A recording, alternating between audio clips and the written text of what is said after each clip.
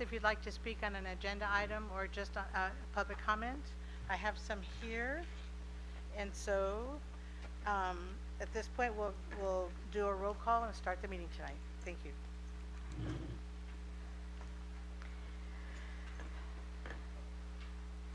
Councilmember Manley? He is out ill tonight, so I'm trying everyone to excuse him. Are you working? Okay. You want to share mine?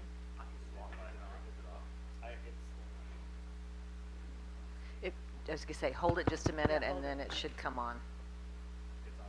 There you go. Yeah. It's just, they're persnickety. We have gremlins, like everywhere else. Okay. Okay. I'll start over. We'll start 'cause- over again. Yeah, okay. Okay. And actually, it was going the wrong way, so let me just start over. I thought so. I thought that. Councilmember Cundiff. Here. Councilmember Garcia. Here. Councilmember Manley. He is out ill today, so I'll excuse him for tonight's meeting. Mayor Pro Tem Cervantes. Here. And Mayor Molina. Here.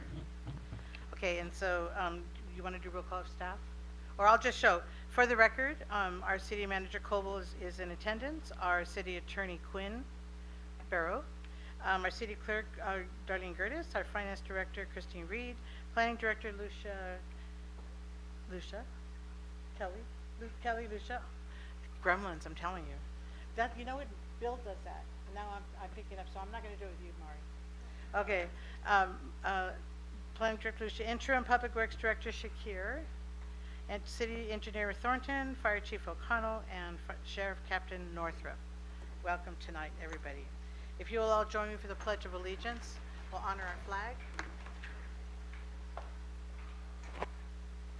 Ready, begin. I pledge allegiance to the flag of the United States of America and to the republic for which it stands, one nation, under God, indivisible, with liberty and justice for all.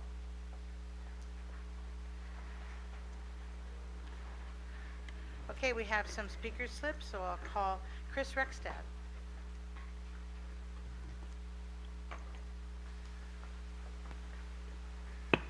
Mayor Molina, members of the council, and citizens of Calamasa. My name is Chris Rexted, principal of Valley Elementary, one of your outstanding schools that serves our town in Yucaipa-Calamasa Joint Unified School District. We're a Leader in Me school, which is based on the book 7 Habits of Highly Effective People by Stephen Covey. We teach these habits in a student-friendly version from his son's book, The Leader in Me. These habits are everywhere on our campus, and the students know how to implement them into their daily lives. From goal setting and monitoring those goals to taking charge of their academics and behavior, our students follow the habits well. Leadership Day is our chance to show the community how this all works. That day, you will be immersed in our Leader in Me ways, from Friday Flag Synergy Time to classroom tours, all led by students. Please come and see what the future holds for Calamasa. Save the date, March 7th.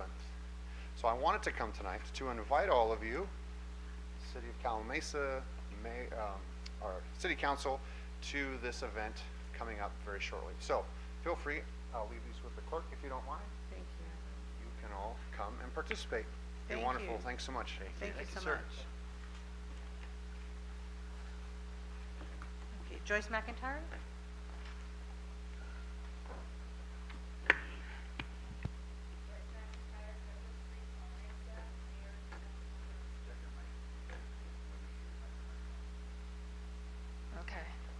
All right, Joyce McIntyre. Start my time over. Joyce McIntyre, Douglas Street, Calamasa, mayor, council members, staff. I'm here because Douglas Street is failing, and it's failing big time because you have detoured and approved the traffic pattern for years from that Bryant Street roundabout. And you're detouring traffic onto Douglas, which is 99% Yucaipa traffic. And they're speeding. It's like a freeway, car after car, 24 hours a day. So what it's caused on this street is sinking, cracking, spreading, and it's also rumbling underneath. And it rumbles into my house.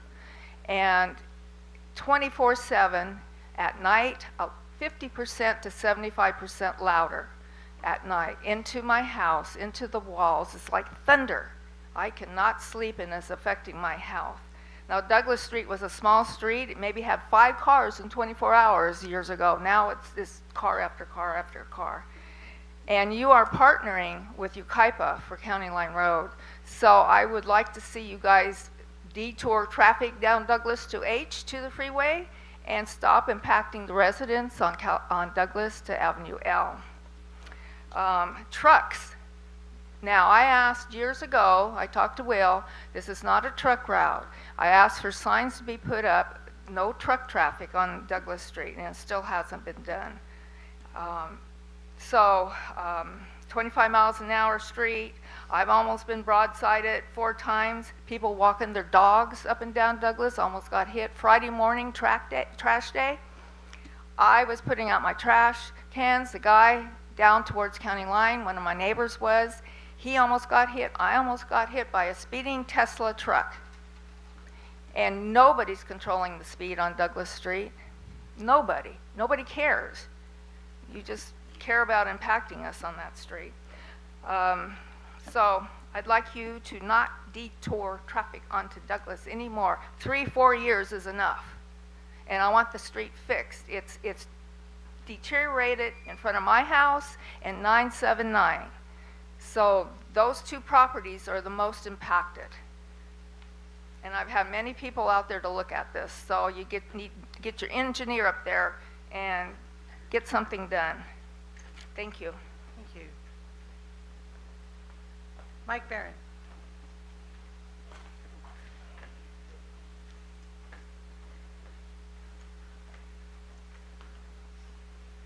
Good evening, council, staff. I'm here as your representative for PASCOM. In 2006, December of 2006, I was appointed to that position by our then fire chief, Andrew Bennett. I was the chairman of the Public Works and Safety Commission back then, and he thought it would be a good idea for me to be on that. Well, I've been there ever since, and I've been taking care of for the city and doing everything. 2007, we were able to get a grant when I became the vice chairman the very next year. We got a grant for $20,000 from Mary Ashley's office, and that helped our mobile home parks that we had here to be able to start a program. And then for the next 2 years, from 2007, 2008, and then at the beginning of 2009, I did the needs assessment for those mobile home parks as the chairman of the Public Works and Safety. That wasn't something that was done through the city. That was something that I did personally, going through that route there. But then I got on the Planning Commission in 2009, and I had to rescind all those because of what we lovingly call the Darren Ordinance. Can't serve on any other commissions. But anyway, so that $20,000 grant was good. We got it from the supervisor's office. 2011, I became the president and chairman of PASCOM, president of the board, or president of the committee, chairman of the board. So now, COVID came in 2000. Well, I was here, 5 years ago, previous council. You guys were still here, some of you. We came and asked for $500 because that was a small amount for the city to be able to help with things. We still have, the Riverside County will be hopefully giving us a check for the county part of it, and Banning and Beaumont and Cabazon will be giving, their fair share and helping with that. They usually give a little bit more, but we've always just asked for $500 from the city. And COVID was when the last time I was up here and asked for money then. And that's what I'm here again to do now. Now that we have a new council, you guys had time to set in. I'm asking for a donation of $500 to PASCOM to help with continuing on the programs that we do. We're the disaster planning committee for the PAS area, and I've served there quite a few years. So that's what I'm here to ask for tonight. So, and I know you can't do anything on it right now, but other than that, this be put on the next agenda or whatever you guys can do with that. So that's all I wanted to say. Thank you very much and appreciate it. Thank you so much.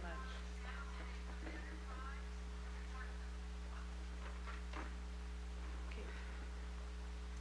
Do we pull the consent item now or after we approve the agenda?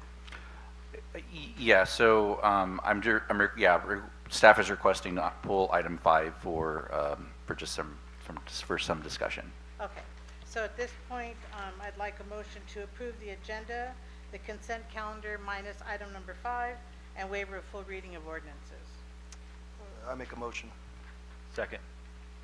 All in favor? Aye. Aye. Okay. Go ahead. Okay. Thank you, Madam Mayor and members of the council. I just wanted to speak real quick on this item because I think it's a positive thing for our city, and I want to just highlight our participation in our regional programs. So the Inland Regional Energy Network, or IREN program, is a partnership between WRCOG, the SBCOG, CVAG, which is Coachella Valley Associated Governments, SoCal Edison, and SoCal Gas. Since it's there anyway and they formed this network, we wanted to take advantage of it. And as I reported at the last council meeting, we did use that to upgrade our water heaters at the senior center and fire station at no cost to the city. Additionally, in the staff report, as you see, there are energy efficiency upgrades that we're doing at the city at City Hall for 80% off the cost with incentives. So that makes our payback period for those improvements only 4 months. So we'll have that recouped completely in 4 months from the energy savings that we'll realize from those improvements. Similarly, with the senior center, there's cost efficiency upgrades of 74% off the total cost of the project with incentives. So the payback period for that is 9 months based on energy savings. There was another option there that we will explore at the time that we do the roof repair here at the senior center. It's not a full complete replacement of the roof. It's already on the fiscal year 25 budget to be done. It's really just replacing the roof underlay and then exploring the roof, the wooden part of the roof, to make sure if there's any rot or anything like that that needs to be repaired, will be repaired at that point. But it's not a complete roof replacement, so I just wanted to clarify that. So, but since we're doing the work, we'll look into see if integrating the cool roof concept would be more cost effective, because I think the payback period that was stated in the council in the agenda pack was like 27 years.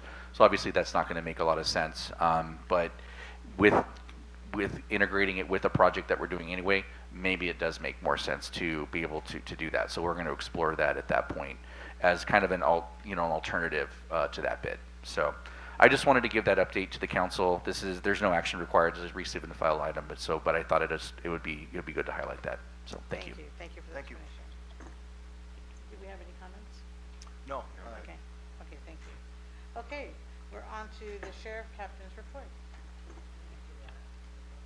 Oh, okay. It's receive and file. Yeah. Normally we do. Okay, so, come on up.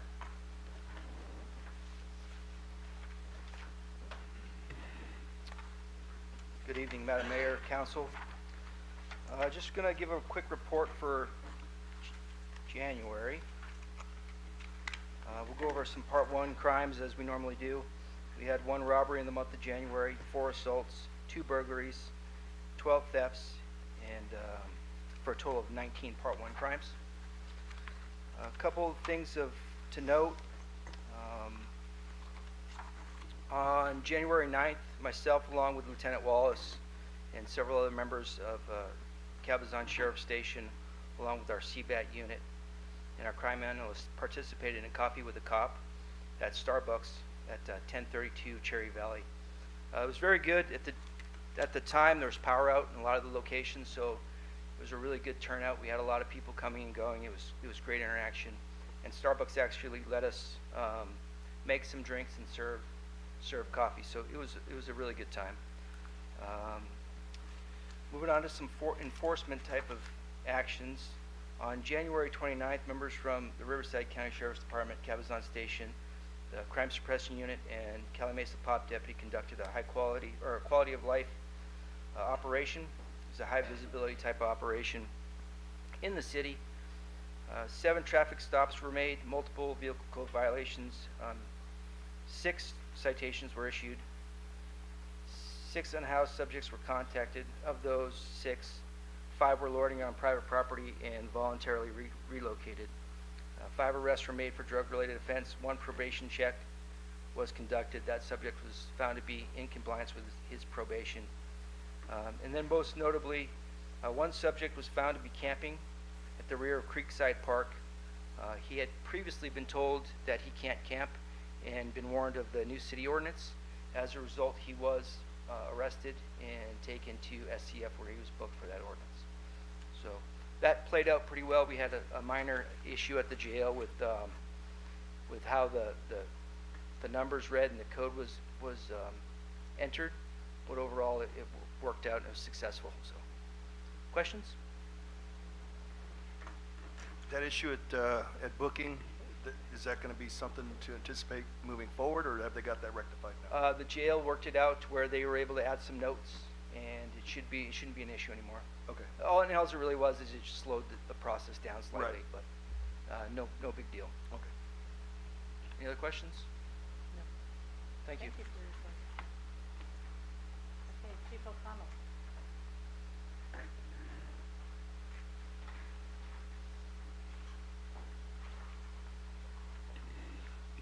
Madam Mayor, members of the council, good evening. I'm going to talk a little bit about statistics tonight. Last year we closed out with 2,080 calls, which is pretty significant compared to the years prior. So that's our highest call volume since we became our own standalone department. Looking at the data, last month we ran 266 calls. We're up 49% increase in 1 month's time. If we keep trending, and I think it's going to be an anomaly, I'm not sure, but if we keep trending that, we'll end next year with over 3,100 calls for service, double what we started 7 years ago.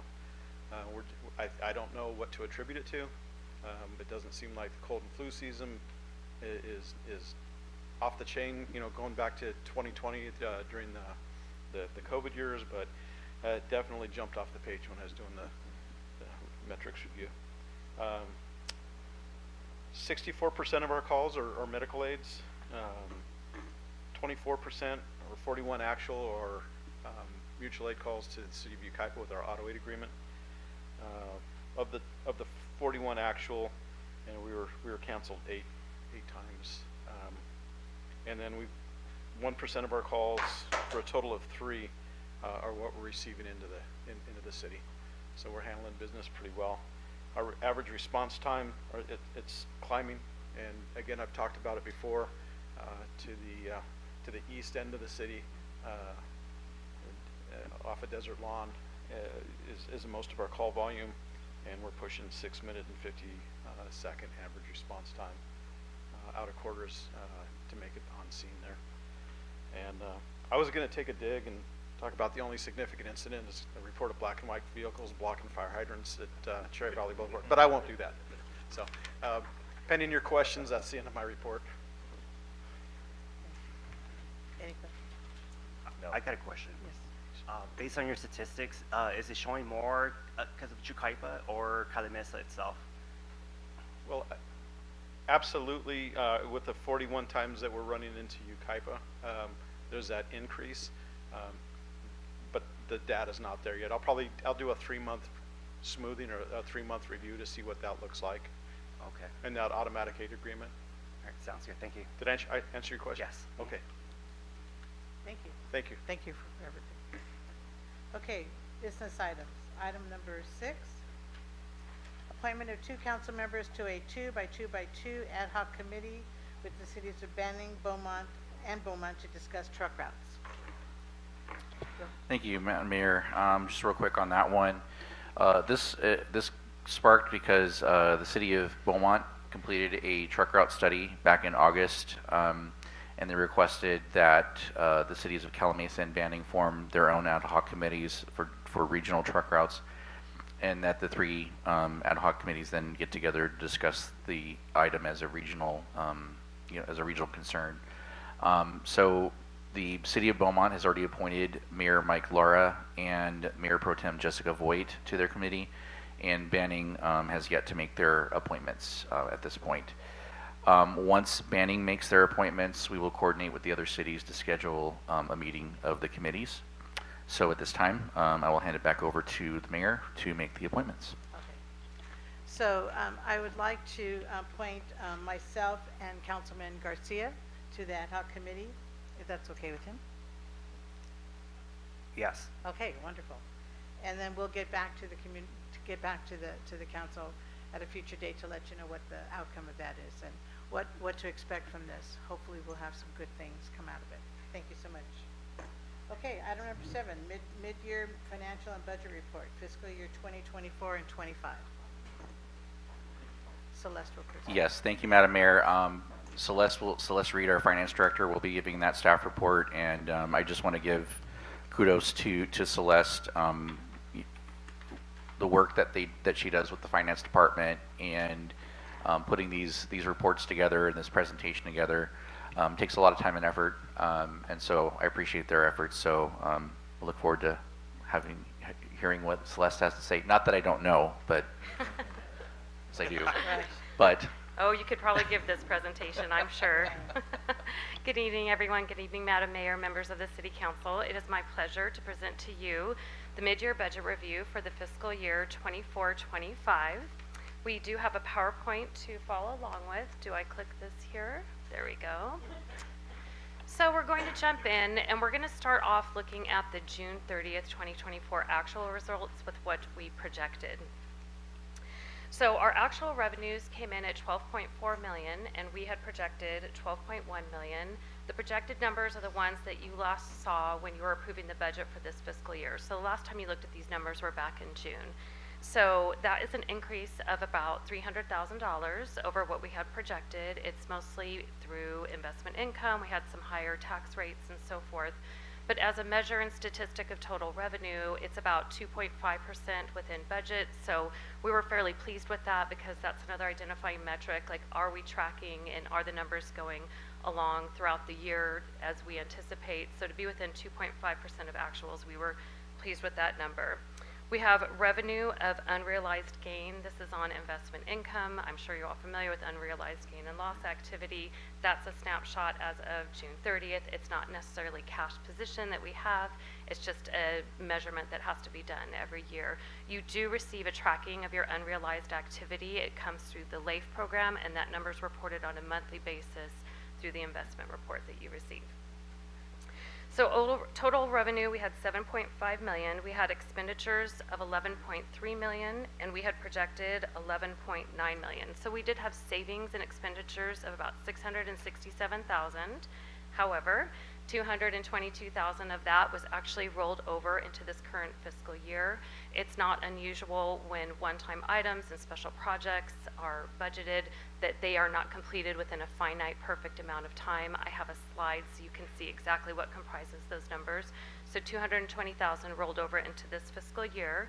The remaining balance of about $440,000 was a true reflection of savings, and that was within about 3.9% of actuals.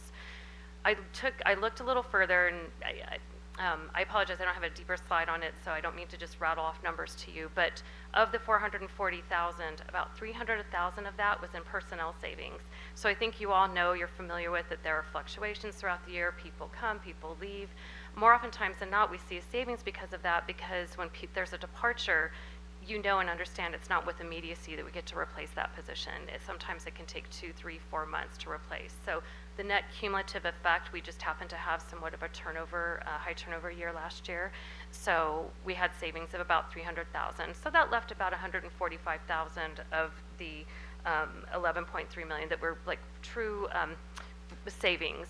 We had some savings from our contract services. We had our first year with Riverside County Animal Control, so we budgeted high for that, not knowing and understanding about the ebb and flow and what it was going to be like, so we realized some savings there. We've since contracted down and adjusted that for next fiscal year, but so we have a little bit of savings, for this fiscal year, so we have a little bit of savings there. And then police and fire, we had just some contract service savings that we had. So that's a reflection of the savings that we had. So we ended up with a net surplus of $1.4 million. $2.3 million was transferred to other funds. And so just as a reminder, because I'm sure I know those of you who've been on the council for some time probably recall this, but just a quick recap, that's $1 million that was transferred for pavement management program. $750,000 was transferred to our vehicle replacement fund in anticipation of starting to build up anticipation for replacement of our vehicles. We had about $200,000 that we transferred for the same philosophy for information technology. The City Council approved a transfer of $161,000 to take care of to close a gap in the budget for the Mountain View Park. We had $5,000 transferred over for the ADA fund, and then we had $125,000 that was transferred over to help fund the the new vehicle, the Monarch pumper. So overall for the year, we had a net change in fund balance of a loss of $955,000, but all of those transfers out were a conscientious use of the fund balance to help take care of our parks and support future one-time expenditures and funds. So moving on, so now we're looking at fiscal year 24-25. You can see the two biggest changes that we have is we are projecting interest income up of $150,000. That's a nice increase for the general fund. You know, it's just about this time last year when we were trying to do projections for interest income. And interest income rates, I know you know, it's hanging over our shoulder. Are they going to go up? Are they going to go down? What's happening? So at the time, of course, this time last year, we weren't entirely certain. So we, you know, always decide to be a little more on the cautious side. So now we're seeing the realization that interest rates, in fact, aren't going down. They stayed the same, even with predictive elements here in January. I know you all have been paying attention to the news. So we're anticipating a little bit higher interest income. We have contracted down some anticipated income coming in for charges for services for planning and engineering. This is twofold. We had our new fee study rates that were approved July 8th. So we were anticipating a natural increase because of that, but then also there's been, it's been relatively quiet on the construction front for the city of Calimesa. So net overall, we're looking at a pickup of about $48,000 for increase in our revenues. Can I just interject real quick on that, just so that for clarity, on the planning side of the $100,000, that's just the revenue side, correct? Correct. So there's also some offset savings from that too, because if they don't charge, like for services that we would anticipate from outside contractors, if we're not performing those services, then some of those services have savings. I didn't budget for a contraction down in those Right, services but because we have some variables, but yes, the net result will in fact, I'm Be sure. less than 100,000. That's Yes. what I just want to make sure we. Okay, great, thank you. Here's another image. I know it's a lot of numbers on the screen, but it's just another way of showing the same information. So when you look at your PowerPoint, you can see a contraction and a movement of the dollars, like what kind of ratio it looks at in terms of trends and so forth. So I thought this is a helpful slide. So with respect to our expenditure adjustments, we are asking for a one-time increase in legal fees. This is due to ongoing litigation that the City of Calimesa is working with. And we have insurance increases. So, insurance increases. This is quite a story for the City of Calimesa, and we know and understand that just as what happens out in the community, what you're experiencing when you pay your insurance bills is happening to the City of Calimesa.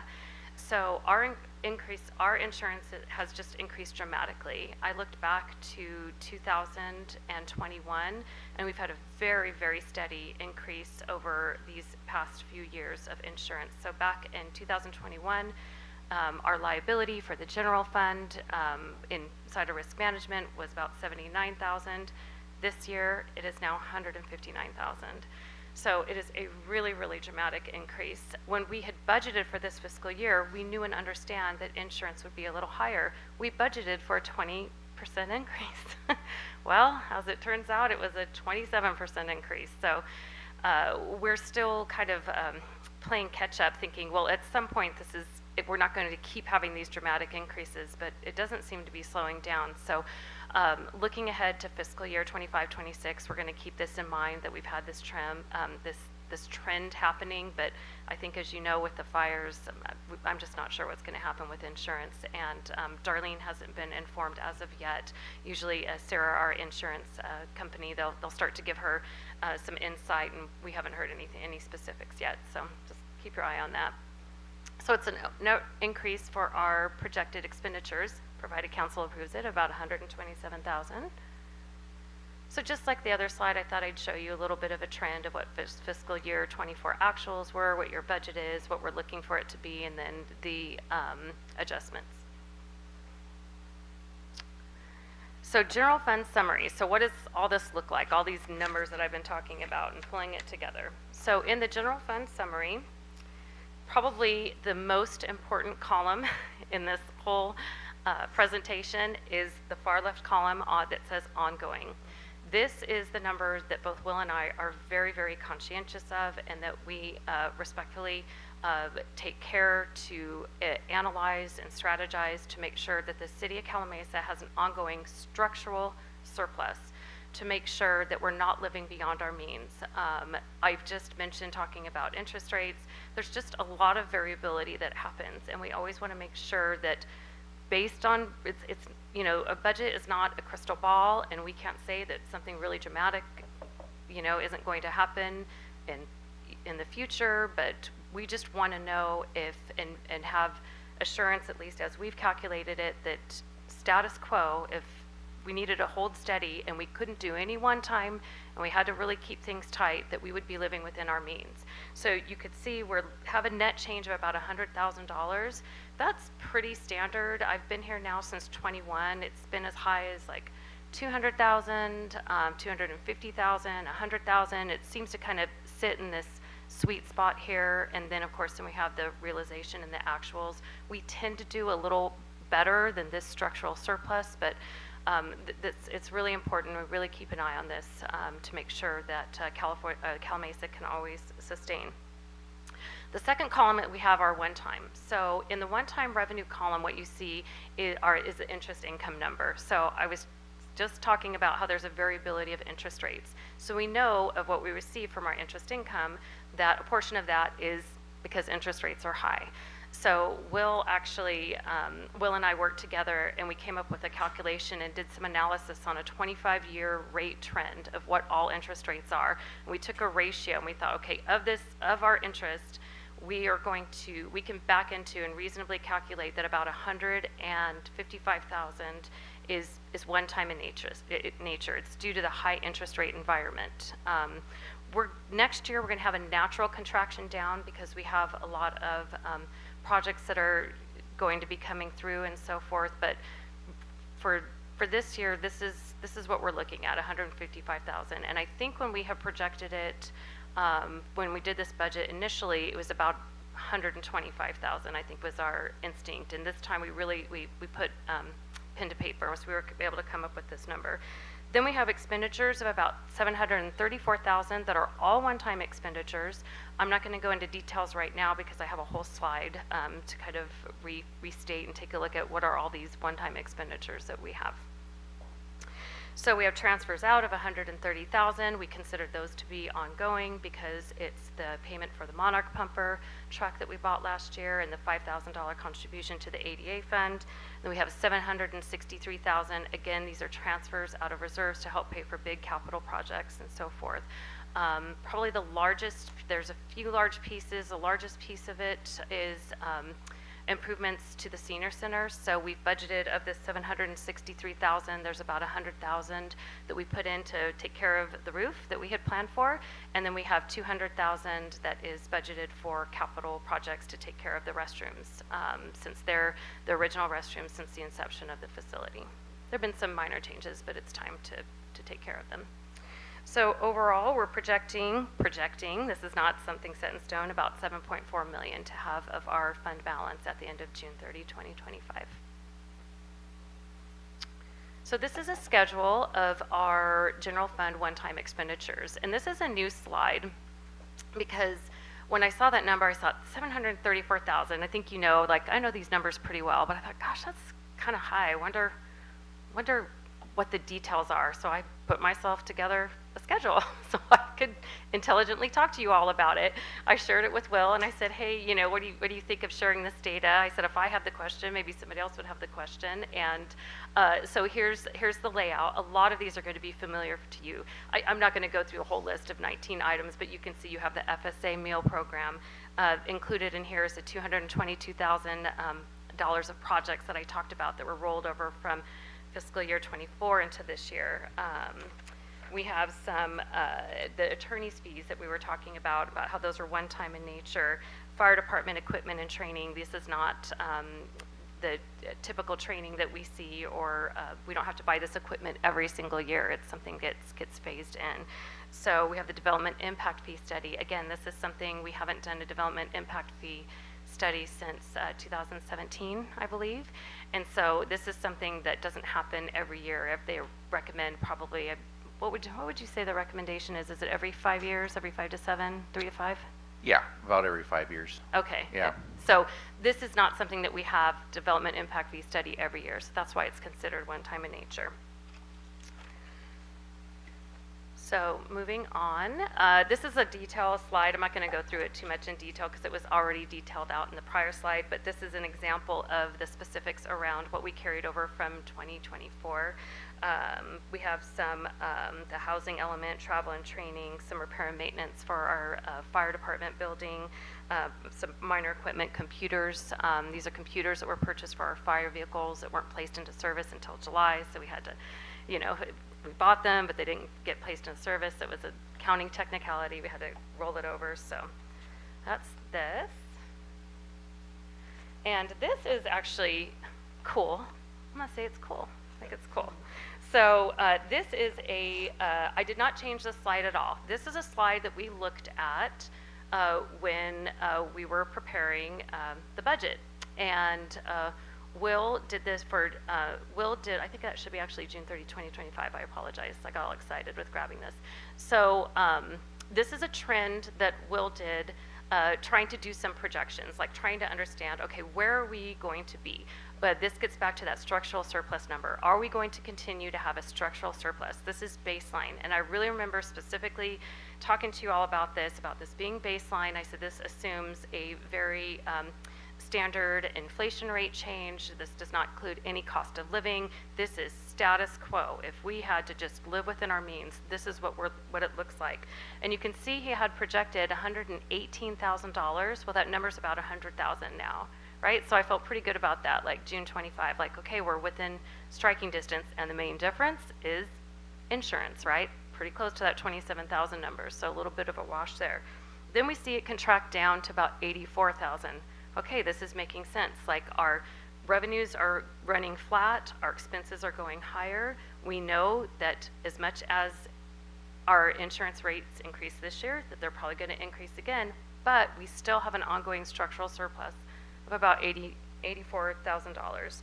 Then we start to pick up again, $99,000, $137,000. So where we can see the pickup in trends is that relates to sales tax projections, and I think compounding projections and analysis on property tax and so forth. So is there anything you'd like to add about this slide? No, Will? that actually captured a lot of what I was going to say. Okay. Sales tax is the main driver on that because property tax is pretty consistent in terms of increases because it's based on a 2% maximum rate, and inflation has been, except for there was a couple of years there where it was below 2%, so the increases were a little bit less than that, but for the most part, it's following the 2% trend.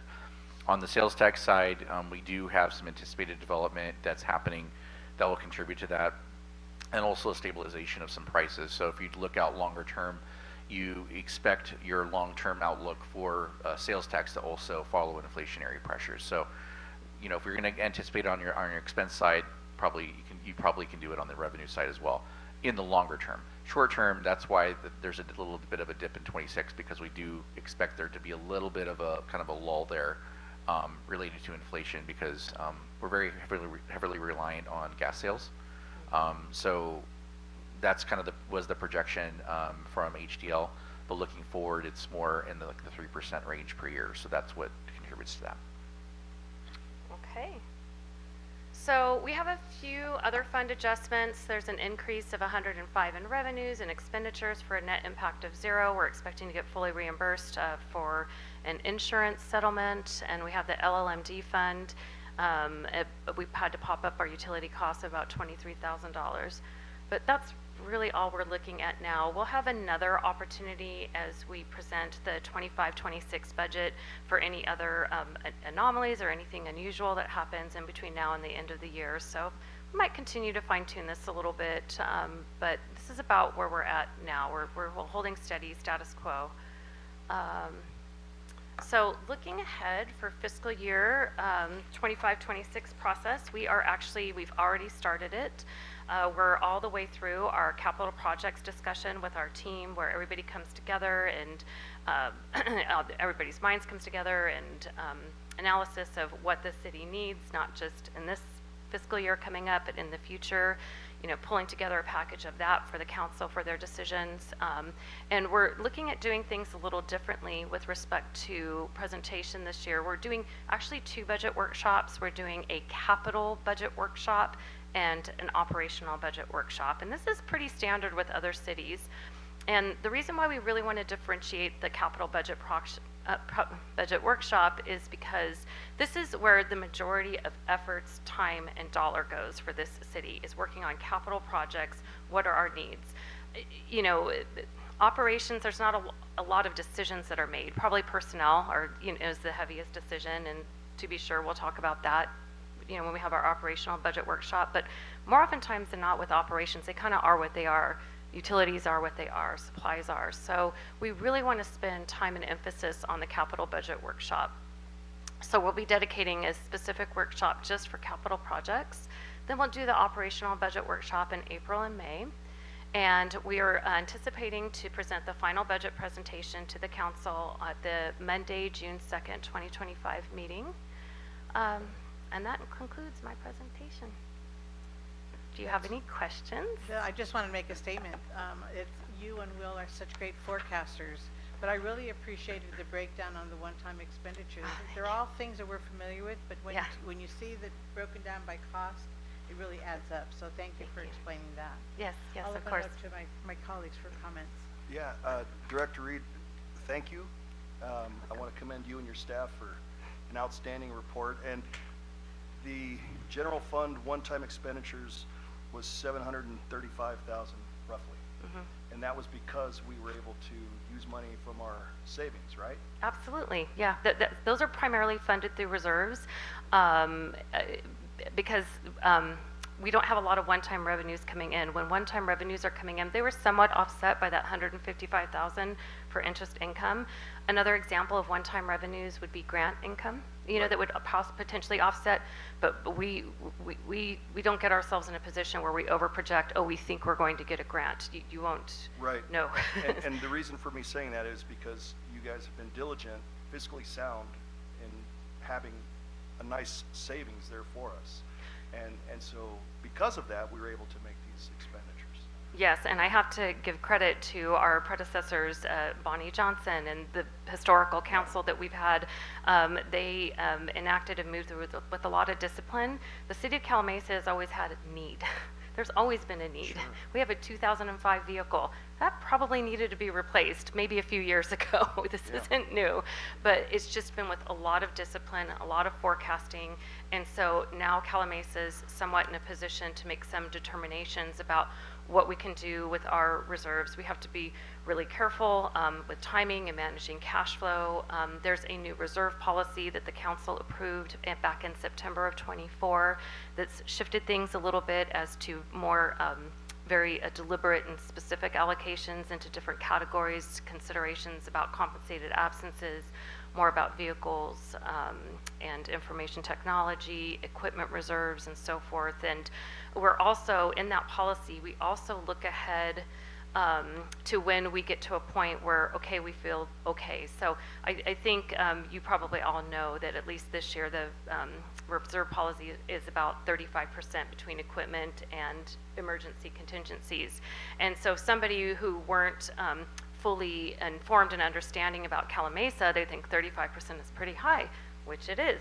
However, we have, you can see on the average, about a $10 million operating budget. So 35%, that's about 3.5 million. God forbid there's something major that happens, we're gonna probably need 3.5 million and then some. So if you have a city that has a $100 million general fund, they probably don't need 35 million, maybe can do well with 20 million in reserves. So we've kind of positioned Calimesa and future leaders and future decision makers that, okay, once the boundary, once it gets to about 5 million, then the city council at that time can start to make some discretion, and you can make some decisions about, well, okay, we feel now that we're at the baseline of 5 million that we're going to perhaps consider bringing reserves down to 25% or 20%. So we tried to anticipate, but thank you, I don't mean to go off.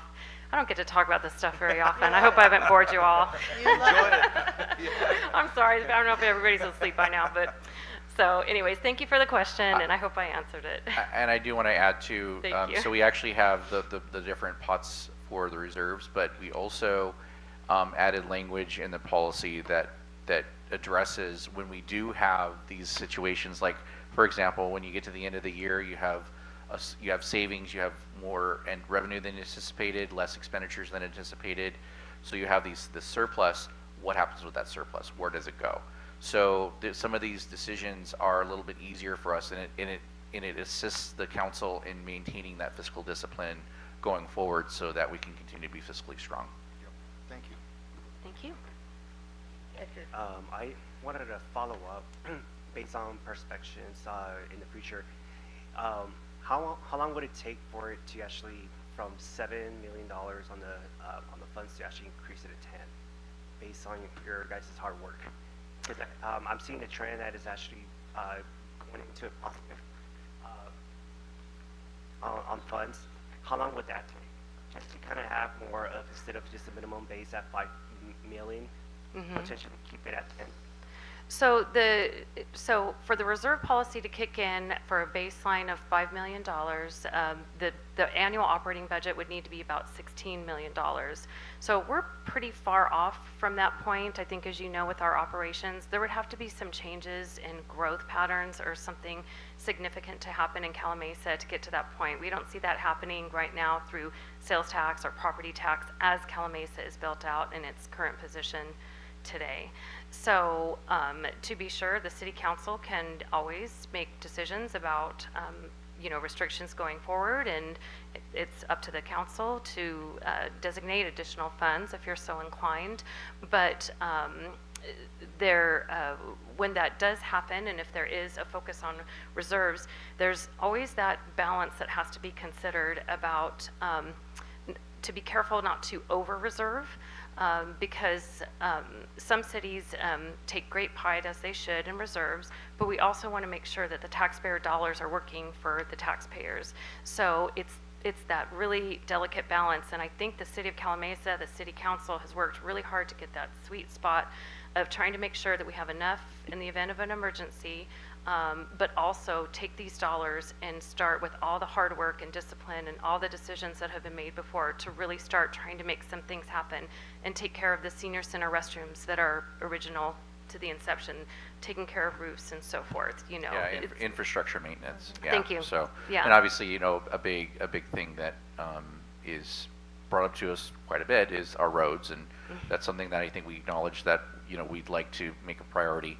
And so I think if you look at it as a percentage, even if, let's say you kept the current 30%, and we want to get that up to $10 million, that's a $30 million budget, so it's about 3 times the size of what we are at now. Just for perspective, I believe even before their sales tax, I believe Ukaipa's probably in the $35 to $40 million range in their general fund. Beaumont's a little bit more. There's about 65 million, but 28 million of that sales tax, and most of that's Amazon. So that's a big driver for them, and that's why their financial situation looks a little bit different. So it'll take a pretty tremendous amount of growth for us to reach that point. But I think that as we go forward and as we grow, it's always something that we want that to grow with our city. It's not just going to stay flat. We do want it to grow with this as the city grows. Okay. Yeah, that's exactly what I was wanting to hear. Thanks, Will. Thank you. Jeff? Celeste, thank you again for You're welcome. sharing your passion for numbers and budget, all things budget with us. Bye. It's very evident and I think a very rare and exceptional quality. So thank Thank you very much. Just one, as I'm looking at this, and thank you again for the clarification on some of these additional slides here. On slide 2, you had under expenditures, it was $667,381 there, right? Mhm. And is that, are you then on the slide where you nicely delineate all the one-time expenditures there? Is that the same bucket? And if not, why is that number is different, right? So it is. 734,823. So what's the difference there? Okay, so Of that 667,000, Yeah. 222,000 was rolled over. So that's this slide here. Okay. So that's the abbreviated version of the one-time expenditures. So of that 667,000, these are projects that were midway and not completed. They rolled over into this fiscal year, and they are included in those numbers there. Those numbers there. So when I was talking about the $440,000 difference, which is the true savings, that's when I mentioned the almost 300,000 in personnel savings and then about 145 other savings. Okay. And so when you put those, So those make the three additions pieces. to those, and then you. Yeah, the 667,000 relates to savings from the the anticipated actual versus the actual expenditures that we had in fiscal year 24, and then the 734,000 are the one-time expenditures for fiscal year 25. So they're two different fiscal years too. Okay. Yeah. Thank you for the clarification. You're welcome. Anything else? Are there any comments from the audience? Have you all heard enough? Maybe. They're saying yes. Oh my gosh, I must go now. Send me an email if you have questions. All right, thank you very much. Thank you, Celeste. Okay, so at this point, if there's no other discussion, I'd like a motion to adopt resolution number 2025-05, a resolution of the City Council of the City of Calamasa amending the fiscal year 2024-25 budget to include certain recommended adjustments. Second. Who made the motion? Oh, I think you made the motion, no? No, I just asked for Okay. a motion. So move. Okay. I'll second. All right. All in favor? Aye. Okay, that's 4-0. Thank you very much. Teamwork there. Teamwork. Good work. What is impressive is you forecast and you meet your own forecast moves. That's impressive. So kudos to both of you and the department, of course. Okay, at this point, it's our mayor and council member reporting of county and regional meetings and conferences. Eric, would you like to start? Yes. Before I get into that, I would like to say thank you to the staff. The last few times I've neglected to say that. They do a fantastic job, and I appreciate all their hard work and diligence that they dedicate to the city. So as far as meetings and reports, January 3rd, Thursday, I attended the RTA meeting. There was a presentation for outgoing chair Jeremy Smith, and authorization to award services to Wentworth Facilities was granted, and that was to Tucker Sadler Architects Incorporated for upcoming projects. And the annual 2024 report was also issued. January 29th through the 31st, that's Wednesday through Friday, I, along with you, Mayor Molina, and Councilmember Edgar Garcia, attended the California League of Cities Mayor and Council Members Academy. And I won't get into too much detail about that other than to say there was a lot of great insight into some legal powers and overview that the council can, have and should adhere to, as well as issues such as the Brown Act and conflicts of interest. So there was a lot of time spent on those things, and there was a lot of great information for us to take away from that. And of course, Celeste's favorite, financial responsibilities and fiscally sound cities. There was some great presentations, and I believe her presentation tonight would have rivaled theirs. So January 30th was a Thursday. There was a Chamber of Commerce, new installation of officers that I attended that dinner at the Plantations on the Lake, along with you and Councilmember Jeff Cervantes, which was a fantastic time. And that's all I have to report. Thank you. Edgar? I got nothing to report besides conference that we attended to. Got to know a lot of people, and actually ran into a lot of my old colleagues as well too, which was interesting. And I'll be connecting with the team later to start connecting them with the right resources into the proper teams to start kind of bringing in resources into our town. Thanks. Thank you. Jeff? Thank you. So I also attended the chamber installation dinner on the 30th. That was a lot of fun. It's always great to recognize our local businesses and people in our community who've really made a difference and stand out. And so, again, kudos and shout out to all those who were recognized. also attended a meeting for RCA, the Regional Conservation Authority. That was, well, let me also say, I also attended WRCOG today as well, and we decided that we're going to provide briefings, right, in our agenda packet. And so I'm going to include a briefing of those meetings along with any actions taken, provide those to city staff to be included in the next agenda packet. All right. So that concludes my report. Thank you. Okay, mine is pretty brief, considering. On the 22nd of January, I attended a very well-attended dedication of the I-60, I-215 interchange in memory of Supervisor Tavaloni. He's been very instrumental in Riverside development, and a lot of the family was there. They've named the county offices after him, and I don't know, countless other facilities in the city. Also on the 24th, attended in Sacramento the Cal City's Transportation Policy Committee, where they adopted their 2025 work plan. We had informational discussions on two Caltrans issues, SB1 road usage and highway bridge program, and then also a legislative update. And I'll be bringing back information to everybody on what that was exactly. On the 25th was the annual Vet Expo in Beaumont at the Chatney Center. This has been going on for years and years, and it's an opportunity for veterans to go and get services. They have everybody represented there, every entity there. And I represented Calamasa, as well as rolled 350 hot dogs with the Lions Club. We served the lunch for the attendees. On the 27th, I attended the RCTC Budget and Implementation Committee meeting. I chaired this last year. This committee I'll be chairing next year. They canceled quite a few meetings last year, so I'll catch up this year. But they recommended the fiscal year 2024-25 mid-year revenues and fiscal year 2025-2026 revenue projections and allocation of Transportation Development Act, State of Good Repair, and Low Carbon Transit Operations Program Funds Policy for full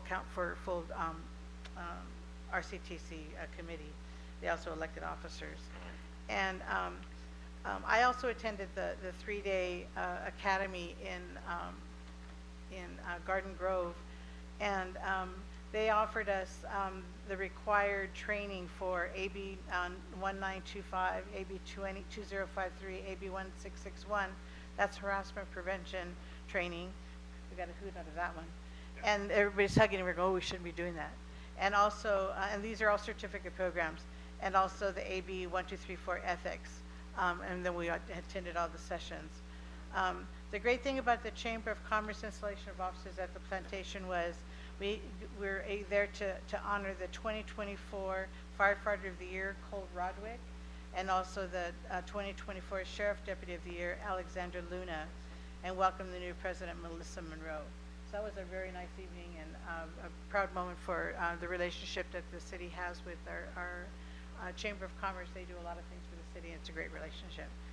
And that's all that I have. We also attended a Finance Committee meeting this morning to go over some, to prepare for our budget session. So at this point, I'll turn it over to our city manager for his report.